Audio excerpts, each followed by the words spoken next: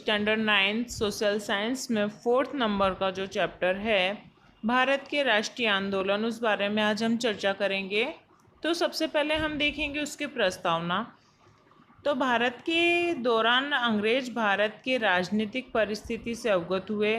भारत की राजनीतिक खटपटों और आंतरिक जो कमजोरियों का लाभ उठाकर ब्रिटिश ईस्ट इंडिया कंपनी ने ईस्वी सन 1857 में बंगाल के पर्दापण करके 1857 के संग्राम तक 100 वर्ष के अपने शासनकाल के दौरान भारत पर अपना आधिपत्य यानी कि अपने अधिकार जमा लिया था।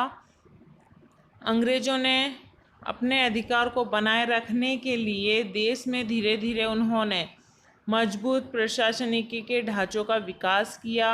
अंग्रेजों द्वारा स्थापित प्रशासनिक ढांचे द्वारा देश के समान कानून, समान प्रशासनिक व्यवस्था, ब्रिटिश प्रणाली का अनुसार न्यायतंत्र भी लागू किया गया था।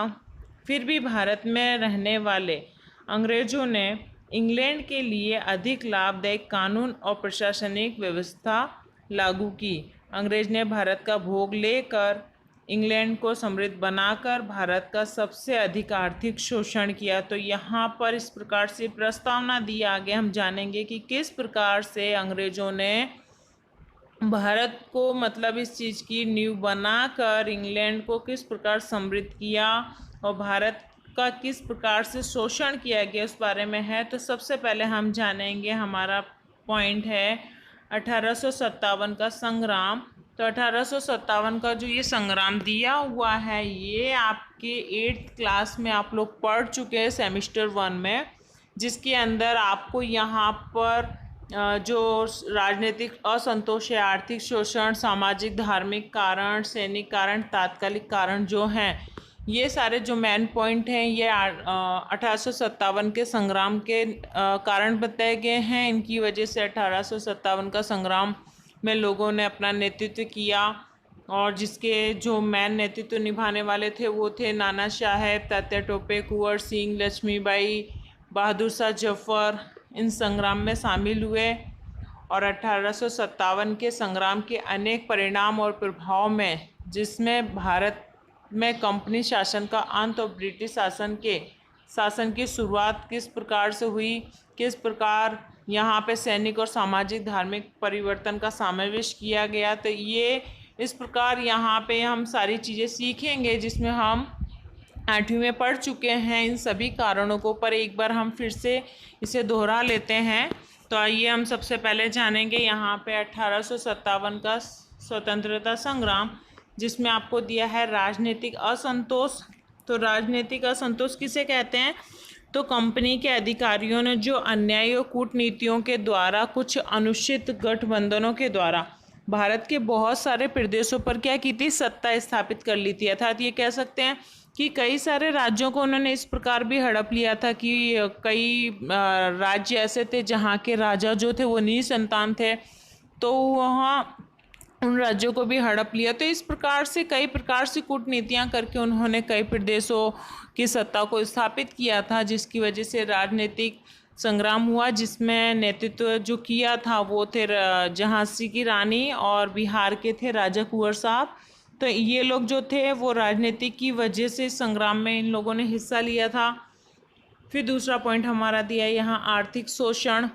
तो आर्थिक शोषण में उस समय में क्या था कि जो अंग्रेज लोग थे, तो अंग्रेजों की जो आर्थिक नीति थी वो भारत के द्वारा क्या करते थे, वो इंग्लैंड को समृद्ध बनाते थे। यानी यहाँ की सारी चीज़ों को इस्तेमाल करके वो क्या करते थे, इंग्लैंड ले जाना, पहुँचाना। तो इस प्रकार से वो भारत के द्वारा इंग्लैंड को समृद्ध बनाने की नीति जो उनकी थी वो आर्थिक कारण बताई जाएगी। फिर सामाजिक और धार्मिक कारण दिए गए हैं।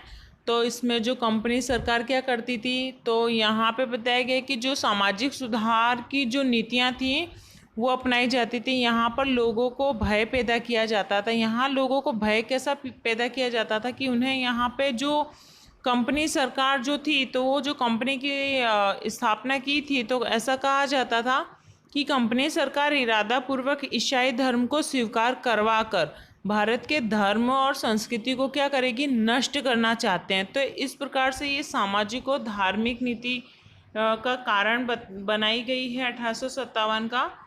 फिर अगला पॉइंट आपका यहाँ दिया है सैनिक कारण।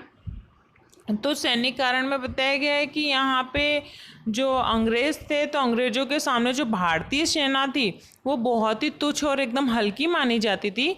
यहाँ पे जो भारतीय अंग्रेजों और उनका भारत का और अंग्रेजों लोगों के जो सैनिक थे उनके जो अनुपात था वो बताया गया है 6 से 1 का पॉइंट बताया गया है, जिसमें ये कह सकते हैं कि यहाँ के जो सरकारी कामकाज जो करते थे, जो सरकारी सैनिक थे, तो वहाँ पे ये बताया गया है कि इनका जो मासिक दर यानी ये कह सकते हैं कि महीने की जो आवक थी वो कैसी बताएगी कि जो भारतीय सैनिक होते थे ना, उन लोगों को जो सरकारी जो सैनिक थे नौकरियां करते थे वहाँ, उन लोगों को महीने में वो लोग 7 रुपये मासिक आवक मिलती थी और अंग्रेजों को 150। तो यानी दोनों के बीच में कितना डिफरेंट है वो बताया गया है। और फिर भारतीय जो सेना थी उन्हें समुद्र पार करने की भी मनाही थी। तो इस प्रकार इन लोगों के साथ मतलब बहुत ज़्यादा गलत किया जाता था भारतीय लोगों के साथ। भारतीय लोगों को अंग्रेजी सेना मतलब हमेशा अंग्रेजी सेना के सामने भारतीय सेना को हमेशा मतलब सलाम करना पड़े, ये सब चीज़ें थी यहाँ पे जो सैनिक कारण बनी है यहाँ पे संग्राम का। फिर नेक्स्ट पॉइंट है हमारा तात्कालिक कारण। तो तात्कालिक कारण में बताया गया है कि एनफील्ड राइफल को सेना में दाखिल करने की जो उत्तरदायित्व नीति बताई गई है। तो ये एनफील्ड राइफल क्या बताई गई है कि 1857 के जनवरी महीने में है ना इस एनफील्ड राइफल को दाखिल किया था। और ऐसा बताया गया है कि इसकी जो कारतूस होती थी ना, तो उस कारतूस को जो वो कारतूस है वो कारतूस किससे बनी हुई थी, तो गाय और सूअर की चर्बी से इस कारतूस का उपयोग हुआ है। मतलब ये बताया गया है कारतूस बनाने में इसका गाय और सूअर की चर्बी लगी है। और नियम ये था कि एनफील्ड राइफल में जो कारतूस लगाई जाती थी उस कारतूस को मुंह से तोड़ा जाता था। तो जो भारतीय सेना थे ना वो ऐसा मानते थे कि मतलब गाय की तो हम लोग पूजा करते हैं भारतीय लोग, तो ऐसा माना गया था कि गाय और सूअर की जो चर्बी से कारतूस बनाया, अब उस कारतूस से मुंह से हम तोड़ेंगे तो हम जो हिंदू धर्म है, तो हिंदू का धर्म क्या होगा, भ्रष्ट होगा, धर्म भ्रष्ट होगा। इसकी वजह से वो लोगों ने इस एनफील्ड राइफल के कारतूस को उपयोग में लेने से मना कर दिया था। तो इसकी वजह से भी ये एक 1857 का एक कारण बना, जहाँ पे इस प्रकार से इन लोगों ने यहाँ नेतृत्व संभाला, जिसमें प्रथम जो शहीद हुए थे वो थे मंगल पांडे। जो ये कारतूस वाला किस्सा बताया गया, इस किस्से में मंगल पांडे थे, इन्होंने सबसे पहले शहीद बताए गए हैं, शहीद हुए थे 1857 में। उसके बाद इस संग्राम में नाना साहेब, तात्या टोपे, राजा कुंवर सिंह, रानी लक्ष्मीबाई, बहादुर शाह जफर आदि संग्राम में शामिल हुए। जहाँ पे बताया गया है 1857 के संग्राम के अनेक परिणाम और प्रभाव खड़े हुए, जिसमें भारत में कंपनी शासन का अंत और ब्रिटिश शासन के शासन की शुरुआत, प्रशासनिक व्यवस्था, सैनिक, सामाजिक और धार्मिक नीति में परिवर्तन आदि का समावेश कहा जा सकता है। 1857 का संग्राम निष्फल जाने के लिए उनका निर्धारित समय से पहले शुरू होना था। तो ये बताया कि 1857 का जो ये संग्राम है, ये संग्राम इतना किया लेकिन संग्राम एंड में निष्फल हुआ। तो निष्फल होने का कारण यही था कि उनका जो समय है, मंगल पांडे समय निर्धारित किया लेकिन उसके बाद क्या हुआ, वो समय निर्धारित नहीं हुआ, यानी जिस समय संग्राम शुरू करना था उससे पहले ही ये संग्राम शुरू हो गया था। तो ये कह सकते हैं कि समय से पहले शुरू होने की वजह से और केंद्र का जो नेतृत्व था उसका भी कुछ अभाव रहा। फिर अपर्याप्त पुराने शस्त्र यानी कि शस्त्र जो थे, यानी कि कह सकते हैं जो औजार वगैरह जो शस्त्र होते हैं मारधाड़ करने के लिए, वो भी अपर्याप्त रहे। संग्रामकारियों की जो राष्ट्रीय भावना थी उस भावना की अपेक्षा निजी जो स्वास्थ्य की प्रधानता हुई, योग और संगठित नेतृत्व का अभाव हुआ। तो ऐसे अनेक कारण उत्तरदायित्व थे जिसकी वजह से 1857 का जो ये संग्राम था ये निष्फल हो गया, जिसके बारे में हम कक्षा 8 में पढ़ चुके हैं। अब हम जानेंगे बहिष्कार और स्वदेशी आंदोलन। तो यहाँ बहिष्कार और स्वदेशी आंदोलन में बताया गया है भारत के राष्ट्रीय आंदोलन का एक महत्वपूर्ण घटना बताई गई है। जो यहाँ पे स्वदेशी आंदोलन के लिए बताया गया बंगभंग आंदोलन जो 1905 में हुआ है, इसके साथ साथ इसका बहिष्कार स्वदेशी आंदोलन बना। और अंग्रेजों की कूटनीति के परिणाम स्वरूप फूट डालो राज करो, जो डलहौजी के समय में ये आया था, फूट डालो राज करो की नीति, इसका भी बहिष्कार किया और स्वदेशी आंदोलन को गति मिली। तो यहाँ पे बहिष्कार का अर्थ क्या हुआ है कि बताया गया स्वदेशी आंदोलन बहिष्कार। तो यहाँ जो विदेशों से जो चीज़ माल सामान हमारे भारत में आती थी उन चीज़ों का बहिष्कार किया गया। जैसे कि सर्वप्रथम विदेशी कपड़ों की होली जलाई गई थी, तो इस प्रकार से यहाँ पे इसका विदेशी कपड़ों की होली जलाकर इन लोगों ने इन चीज़ों का बहिष्कार किया। फिर हमारे देश में जो चीज़ें का उत्पादन होता है वही चीज़ें हम उपयोग में लें, विदेशों से कोई चीज़ माल सामान ना लें, जिससे हमारे देश की उत्पादित वस्तु जो है उसका उपयोग अगर हमारे भारत देश ही करते तो हमारे भारत देश की जो आय है वो विदेशों में नहीं जाएगी, यहीं के यहीं रहेगी, तो उसे हम स्वदेशी आंदोलन कहेंगे। तो इस प्रकार से यहाँ पे बंग भंग आंदोलन हुआ जो 1905 बताया गया है। और जो फूट डालो राज करो नीति जो थी, अंग्रेजों ने ये कूटनीति निकाली थी कि दो देशों के बीच में पहले वो लोग फूट डलवाते थे, अर्थात उन दोनों के बीच में आपस में झगड़े करवाकर उसमें तीसरा इंसान फ़ायदा उठाता था। तो इस प्रकार से यहाँ पे फूट डालो राज करो की नीति बताई गई है, जिसके कारण बहिष्कार किया गया और स्वदेशी आंदोलन को यहाँ गति मिली थी। तो हम यहाँ जानेंगे ब्रिटिश शासन के समय बंगाल का जो सबसे बड़ा प्रांत बताया गया है, जिसमें आज का जो बंगाल, बिहार और उड़ीसा का समावेश होता था। भारत के अन्य प्रदेशों की अपेक्षा बंगाल राष्ट्रीय चेतना का एक केंद्र बिंदु था, जिसमें राष्ट्रीय आंदोलन को वेग और विचार बंगाल से मिलता था। तो यहाँ पे बताया गया कि इसके साथ ही बताया गया 1857 के स्वतंत्र संग्राम में हिंदू और मुस्लिम एक साथ अंग्रेजों के विरुद्ध खड़े हुए थे। तो यहाँ पे ये चीज़ बताई गई है, तो जिसमें फूट डालो राज करो नीति, अंग्रेजों ने कूटनीति द्वारा कौमवाद प्रोत्साहित करके बंगाल विभाजन किया था। तो यहाँ ये बताया गया है कि अंग्रेजों के खिलाफ खड़े होने के लिए 1857 में हिंदू और मुसलमान दोनों में एकता हुई थी। तो दोनों में एकता होकर वो लोग अंग्रेजों के विरुद्ध खड़े हुए। तो अंग्रेजों के जब विरुद्ध खड़े हुए तो अंग्रेजों को ऐसा लगा कि इन दोनों में एकता होगी तो हमें यहाँ से निकलना ही होगा। तो अंग्रेजों ने क्या किया, फूट डालो और राज करो वाली नीति अपनाई, यानी दोनों के बीच में फूट डाली, यानी कौम, यानी कि उनके जो हिंदू और मुस्लिम को लेकर, उनके जो धर्म है, इन सब चीज़ों को लेकर उन लोगों ने क्या किया, इस कौम को लेकर दोनों के बीच में फूट डाल दी, यानी कि दोनों के बीच में लड़ाई झगड़े करवाए, जिसकी वजह से कौमवाद को प्रोत्साहित मिला और जिसकी वजह से बंगाल का विभाजन किया गया था। बंगाल का विभाजन करने वाला था वायरस कर्जन, जो सन 1899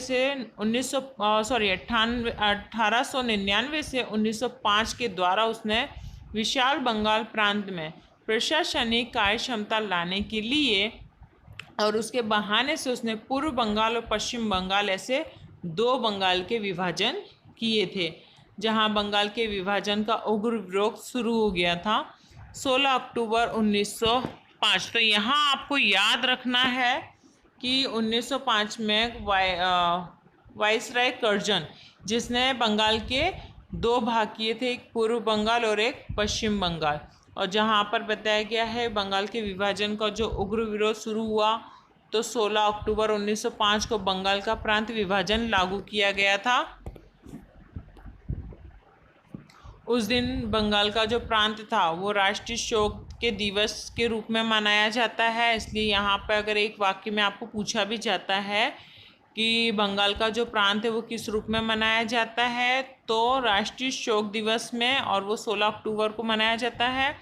उस दिन सभी विदेशी जो माल के बहिष्कार का आंदोलन और स्वदेशी माल के उपयोग का प्रोत्साहन देने का ऐलान भी किया था। यानी कह सकते हैं कि विदेशी जो माल है उसका बहिष्कार किया, उनकी चीज़ों का उपयोग ना करें, अपने जो देश में वस्तु उत्पादन होती है वही माल सामान का उपयोग किया जाए, इस चीज़ का यहाँ पे प्रोत्साहित दिया गया। इस प्रकार यहाँ ऐलान किया गया था।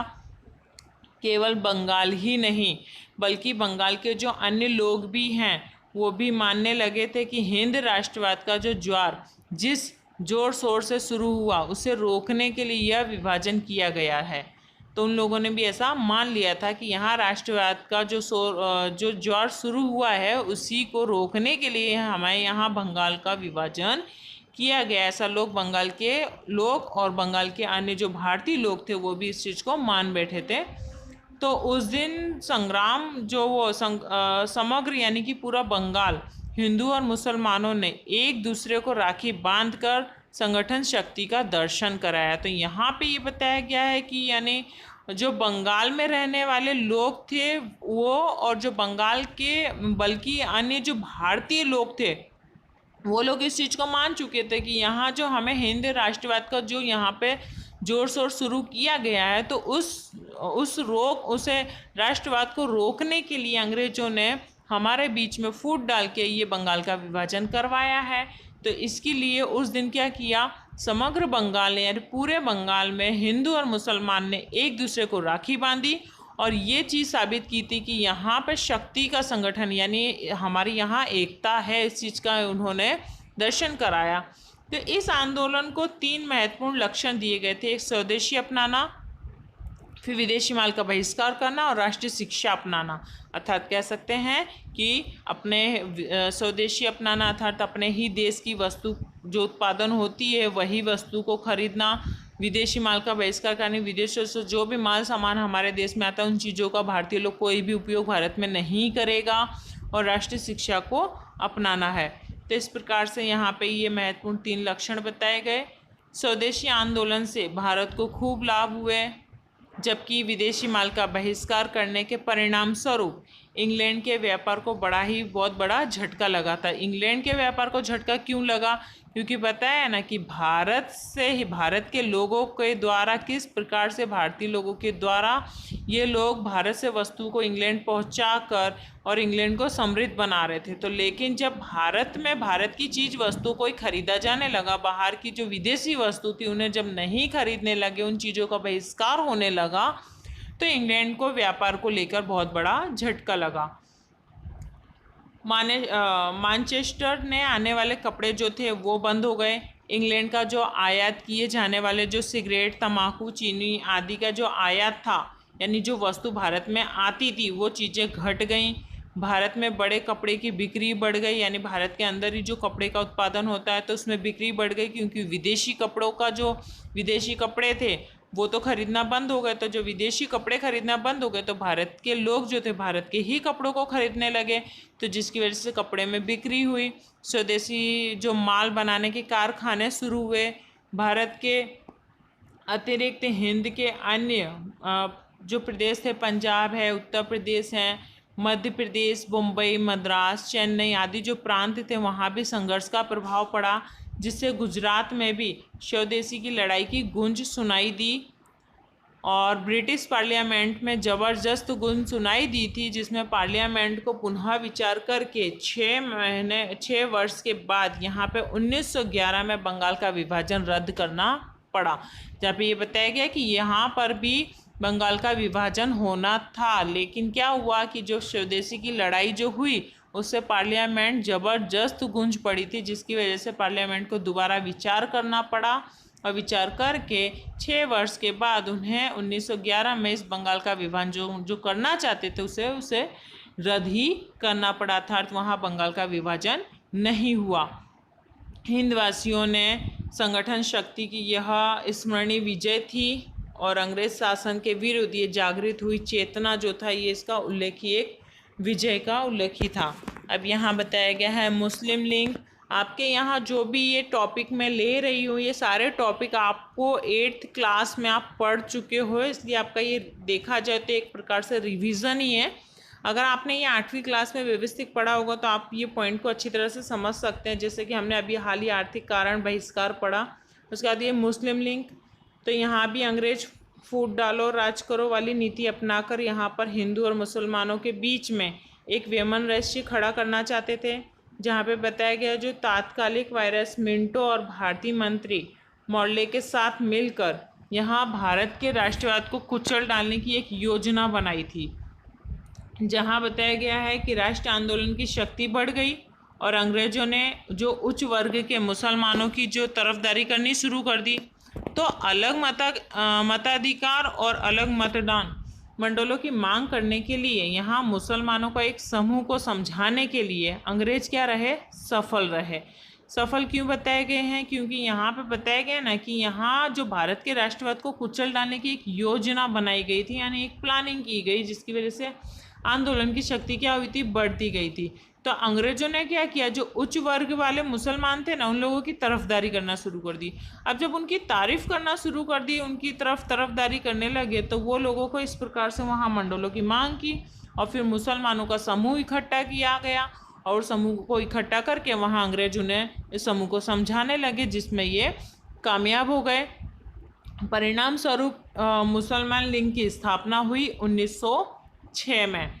इस संस्था की स्थापना में मुसलमानों ने धार्मिक प्रधान आगा खां, ढाका का जो नवाब सलीमुल्लाह खां और वायरस मिंटो और उसके निजी मंत्री डनलॉप स्मिथ महत्वपूर्ण भूमिका निभाई थी। इस लिंक को मतलब इस संस्था की स्थापना करने में ये लोग शामिल हुए थे।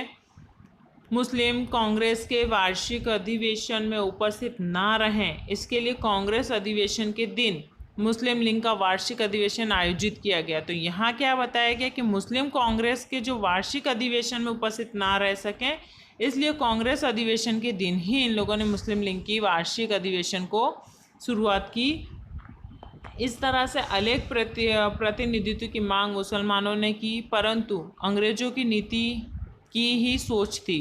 मिंटो ने भी मुसलमानों को सहयोग बनाने के लिए नीति की शुरुआत की, इसलिए मिंटो को कई लेखक मुस्लिम कौमवाद के पिता कहलाते हैं। तो पिता क्यों कहलाया है यहाँ पे कि मुस्लिम कौम यानी कि बिल्कुल अलग, हिंदुस्तान पाकिस्तान को जो अलग किया गया है, तो यहाँ मुस्लिम का जो कौम अलग से बना है, तो उसका निर्माता किसे माना जाता है, मिंटो को, जिसने अंग्रेज़ों के साथ मिलकर ये कार्य शुरू किया।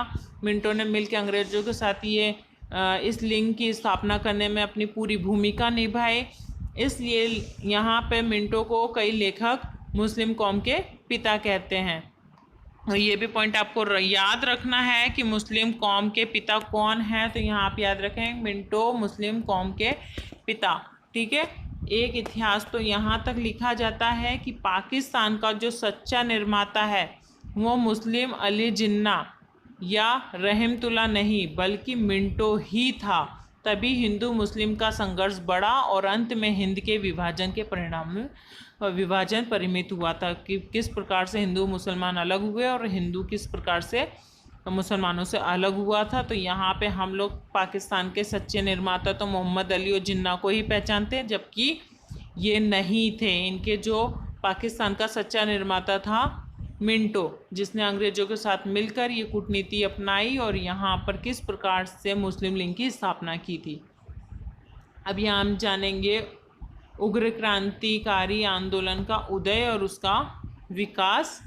तो भारत के क्रांतिकारी प्रवृत्ति की शुरुआत वासुदेव बलवंत फड़के थे। इसमें भी हमने 8वीं में ये चैप्टर पढ़ा हुआ है, 5वें नंबर का ये चैप्टर है क्रांतिकारी वीर के ऊपर, जिसमें ये सारे क्रांतिवीरों के बारे में हमने अलग अलग एक एक टॉपिक पढ़ा हुआ है। तो आज हम यहाँ एक शॉर्ट में ही जानेंगे कि भारत की क्रांतिकारी प्रवृत्ति की शुरुआत वासुदेव बलवंत फड़के ने की थी और इन्होंने ही देश को आज़ाद करने की एक प्रतिज्ञा ली थी कि जब तक वो आज़ाद नहीं कराएंगे तब तक वो अपने मस्तिष्क पर चंदन और बाल नहीं कटवाएंगे। इस प्रकार से इन्होंने प्रतिज्ञा ली थी। तो वो प्रथम जो थे वो वासुदेव बलवंत फड़के थे, जिसमें भारत की क्रांतिकारी प्रवृत्ति की शुरुआत की थी।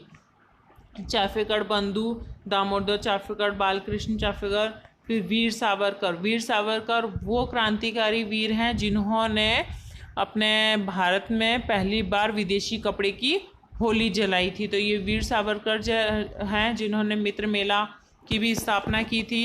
वीर सावरकर ने ही 1957 का स्वतंत्र संग्राम की पुस्तक लिखी हुई थी। फिर बद्रीनाथ घोष, खुदीराम बोस, प्रफुल्ल चौकी, राम प्रसाद बिस्मिल, अशफाक उल्ला खां, चंद्रशेखर आज़ाद और वीर भगत सिंह, शिवराम राजगुरु, सुखदेव, बटुकेश्वर दत्त, रोशन सिंह जैसे जो अनेक क्रांतिकारी हैं, उन लोगों ने राष्ट्रवेद की इस ज्योति को प्रज्वलित किया। शस्त्र बनाने से लेकर उनके उपयोग का प्रशिक्षण प्राप्त युवकों ने अंग्रेज सरकार की नींद को हराम कर डाला था। तो यहाँ पे बताया गया है, तो तो ये जो थे, क्या नाम है इनका, राम प्रसाद बिस्मिल का ये काम था। ये क्या करते थे, शस्त्र बनाकर उसकी गुप्त योजना बनाना, यानी उन लोगों को शस्त्र बनाते थे, फिर शस्त्र को किस प्रकार बनाना है, किस प्रकार चलाना है, सारी गुप्त जो योजना करना, प्रशिक्षण देना, ये काम इनका राम प्रसाद बिस्मिल का था। तो इस प्रकार से इन लोगों ने अंग्रेज़ों की नींद हराम कर रखी थी। उग्र क्रांतिवादी आंदोलन हिंद में उदित होकर देश विदेश में फैला। उसकी जो पूर्व भूमिका में बंगाल का विभाजन रद्द कराने के लिए चले आंदोलन और सूरत के कांग्रेस अधिवेशन 1907 में गरम और नरम दल जैसे दो भाग विभाजन किए गए और कांग्रेस की मात्र प्रस्ताव विनती का प्रबल विरोध जैसी परिस्थितियां यहाँ पे बताई गई हैं, जहाँ पे लाल बाल पाल की त्रिपुटी गरम दल की नीति अपनाई गई। लाल पाल जो दिया गया है ये हैं, जहाँ लाल बहादुर शास्त्री, बाल गंगाधर और ये पाल चौपाटी जो नाम है, इन तीनों को मिला के बताया गया है। लाल बाल और पाल के नाम से त्रिपुटी बनाई गई है, जो गरम दल के नेता कहलाए थे। इन लोगों ने भारतीय युवा कार्यकर्ता में एक नई चेतना जगाई, जहां भारतीय राष्ट्र अंग्रेज को ढीली ढाली नीति का एक जोरदार मोड़ बना दिया था।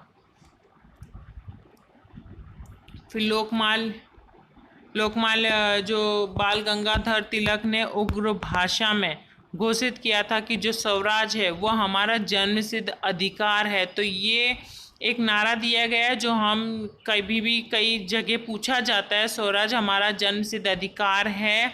ये किसने बताया गया है, तो आपको बताना है बाल गंगाधर तिलक ने, कि उग्र भाषा में इन्होंने घोषित किया था कि जो स्वराज है यानी कि पूरे देश पर राज्य करना, ये हमारा जन्मसिद्ध अधिकार है और हम उसे प्राप्त करके ही रहेंगे। जो आज़ादी की क्रांतिकारी के लिए क्या बन गया था, मंत्र बन गया था ये, यानी उग्रवादी सभी क्रांतिकारियों ने इसका नेतृत्व संभाला, जिसमें कहा गया है कि ये क्रांतिकारी लोगों के लिए एक मंत्र बना था कि स्वराज जो है वो हमारा जन्मसिद्ध अधिकार है और अधिकार है तो हम उसे प्राप्त करके ही रहेंगे। जब भारत के नवयुवकों ने एक वर्ग ने बस जो विदेशी शासन की गुलामी से आज़ादी प्राप्त करने के लिए प्रयास किया, तो उग्र जो क्रांतिकारी लड़ाई के सिपाही मातृभूमि की स्वतंत्रता के लिए हंसते हंसते बलिदान होने के लिए भी तत्पर हो गए। यानी ये कहा गया, जब इस प्रकार की लड़ाई हुई और विदेशी शासन से हमारे भारत को आज़ादी दिलाने की जब यहाँ पे कोशिशें की गई, प्रयास किया गया, तो यहाँ के जो क्रांतिवादी जो लड़ाई करने के लिए जो सिपाही थे वो अपनी मातृभूमि को स्वतंत्रता दिलाने के लिए, उसे आज़ाद दिलाने के लिए हंसते हंसते बलिदान देने के लिए भी तैयार हो गए थे। वे प्राण दे सकते थे और आज़ादी के लिए प्राप्त करने के लिए उन्होंने दूसरों के प्राण लिए भी और अपने प्राण दिए भी, यानी वो अपने प्राण लेने देने पर तुले हुए थे। भारत के जो महाराष्ट्र, बंगाल, पंजाब, बिहार, उड़ीसा, गुजरात, राजस्थान, फिर मद्रास प्रांत और उत्तर प्रदेश, मध्य भारत में ये क्रांतिकारी प्रवृत्तियाँ जो थी, ये क्रांतिकारी प्रवृत्तियाँ इतने प्रदेशों में फैली। उन प्रदेशों में मित्र मेला सोसाइटी, अभिनव भारत समाज, अनुशील समिति, अंजुमन मुहल्ला वतन, इंडियन पेट्रियट्स और एसोसिएशन, बाद में जो भारत माता कहलाया, ऐसे आदि संस्थाएं जो हैं वहाँ पर स्थापित करके क्रांतिकारी प्रवृत्तियों को अधिक गति मिली थी। प्रथम दौर में संध्या, युगांतर, नव शक्ति और वंदे मातरम, केसरी, मराठा जैसे जो समाचार पत्र थे और जो पत्रिकाएं थी उन्हें सतत बल प्रदान किया गया। अलीपुर में हत्याकांड में 34 क्रांतिकारियों पर केस चलाया गया था। हाड़वा हत्याकांड जो है, ढाका हत्याकांड में भी अनेक क्रांतिकारियों की गिरफ्तारी की गई और दिल्ली में वायसराय होर्डिंग पर बम फेंककर हत्या करने का जो प्रयास 13 नवंबर 1909 में अहमदाबाद में रायपुर दरवाजा के बाहर वायसराय मिंटो पर फेंका गया था और आदि बम घटनाएं दृष्टांत के रूप में यहाँ पे बताई गई हैं। दूसरे दौर में 1920 और 42 में कॉन्करी लूट केस, यानी कि यहाँ पे ट्रेन लूटने का हत्याकांड बताया गया। लाहौर का हत्याकांड, केसरी धारा सभा जो दिल्ली में बम फेंक रोकने की घटना बताई गई है जो बटुकेश्वर जी ने की थी। तो इस प्रकार से यहाँ पे ये सभी जो प्रवृत्तियाँ हैं वो सहभागी यानी सभी क्रांतिकारियों ने मिलकर यहाँ की। ये सभी क्रांतिकारियों के बारे में हम कक्षा 8 में पढ़ चुके हैं। तो यहाँ पे हमने सिर्फ ऊपर ऊपर के ही पॉइंट जाने हैं। अब हम जानेंगे यहाँ गुजरात के उग्र क्रांति आंदोलन के बारे में। तो गुजरात में सशस्त्र क्रांति की भूमिका तैयार करने वाले सर्वप्रथम जो नेता थे वो थे अरविंद घोष, परंतु वे पर्दे के पीछे रहे, यानी उन्हें इतनी मतलब सभी ने इनके बारे में ज़्यादा जानकारी नहीं ले पाए क्योंकि ये पर्दे के पीछे बताए गए हैं, यानी कि काम करने के बाद ही अपना नाम जो नहीं घोषित किया इन्होंने। तो अरविंद घोष के भाई बारेंद्र घोष हमेशा आगे रहते थे और सन 1902 की बात बताई गई है जहां बारेंद्र कुमार थे वो गुजरात आए। दक्षिण भाग को उन्होंने रोध डाला। यहाँ उन्हें श्री छोटू भाई और अणु भाई पौराणी जैसे जो सशक्त थे साथ ही मिले। नर्मदा किनारे उन्होंने शाकरिया स्वामी भी मिले थे। ये स्वामी 1857 के संग्राम के समय झांसी की रानी के साथ ही थे। बारेंद्र कुमार ने वडोदरा, चरोतर यानी खेड़ा, अहमदाबाद, महसाणा जैसे हर एक जगह पर मध्यम के युग में इन्होंने युवकों को क्रांतियों के रंग में रंग डाला था। और इस संदर्भ में अहमदाबाद में रायपुर के दरवाजे के बाहर जो वायरस मिंटो की बग्गी पे बम फेंका था, वो बम फेंकने की क्रांतिकारी घटना भी यहाँ पर घटी थी। अरविंद घोष भवानी मंदिर नामक पुस्तक क्रांति की योजना का इन्होंने चित्रित किया है। उनकी जो गुजराती भाषा में उन्होंने अनुवाद किया है और इसके अतिरिक्त बताया गया है कि दक्षिण सामयिक में भी उन्होंने इसे छपवाया। इसके अतिरिक्त क्रांति योजना का विचार फैलाने के लिए देसी वनस्पति दवाइयाँ, नहाने के साबुन बनाने के तरीके, कसरत, फिर गुलाब की कहानियाँ, कानून का संग्रह आदि ऐसे शीर्षक वाली जो पुस्तिकाएँ थीं वो पुस्तिकाएँ भी इन्होंने यहाँ पर प्रकाशित की हैं, जिससे अंग्रेज़ों को ना पता चले कि इन पुस्तिकाओं में बम बनाने के तरीके भी थे। तो यहाँ पे इस प्रकार से इन्होंने ये चालबाज बताई गई है इनका कि किस प्रकार से उन्होंने योजनाओं द्वारा ये सब चीज़ों को पुस्तिकाओं को प्रकाशित किया। इसके अंदर देश की वनस्पति दवाइयाँ, साबुन बनाने के जो तरीके हैं, कसरत है, गुलाब की कहानियाँ, इस प्रकार से शीर्षक वाली पुस्तकें प्रकाशित की थी और जिससे ये प्रकाशित हुई। लेकिन इन्हीं प्रकाशित पुस्तकों के अंदर ही पुस्तिकाओं में बम बनाने के तरीके भी थे जो अंग्रेज़ों को नहीं पता चले। चांदोन करनाली के पास गंगधार विद्यालय की स्थापना की गई जिसमें गुप्त रूप से क्रांतिकारी प्रवृत्तियां चलती थीं। गुजरात के अनेक युवक भी क्रांतिकारी प्रवृत्ति में शामिल हुए जहां सरकार ने उनके विरुद्ध कठोर कदम भी उठाए। परंतु फिर भी जो ये संघर्ष चल रहा था, ये संघर्ष नहीं रुक पाया और अंत में सरकार को भी लगा कि मात्र दमन चक्र से ही शासन ये नहीं चलेगा। फिर यहाँ अगला पॉइंट दिया है विदेशों में क्रांतिकारी आंदोलन।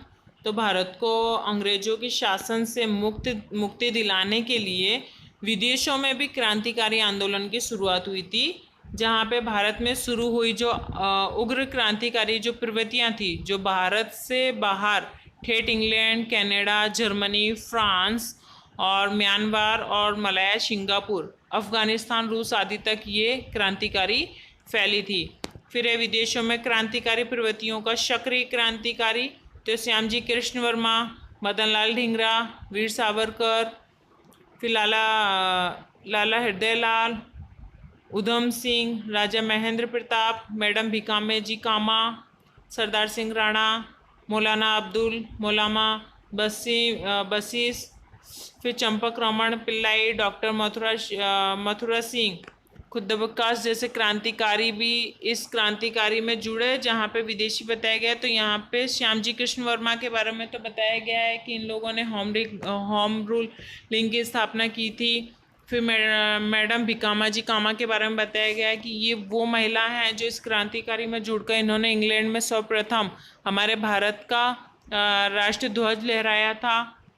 मदन लाल ढींगरा के बारे में बताया गया है कि किस प्रकार से इन्होंने मतलब एक जो वो था, क्या बोलते, कोई मंडी बाजार था जहाँ पर किसी अंग्रेज की हत्या की थी।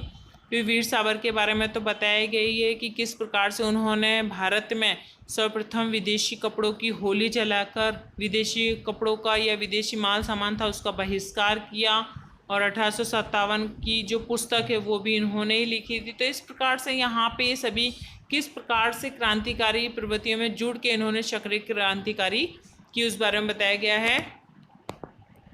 फिर विदेशों में क्रांतिकारी प्रवृत्तियाँ, तो विदेश में होने वाली जो क्रांतिकारी प्रवृत्तियों के द्वारा भारत की क्रांतिकारी प्रवृत्ति को गति मिली थी।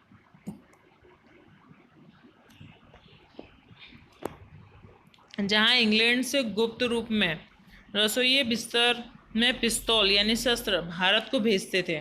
तो यहाँ पे कैसा बताया गया है कि किस प्रकार विदेश में होने वाली जो क्रांतिकारी प्रवृत्ति को भारत में क्रांतिकारी प्रवृत्ति किस प्रकार से गति मिली।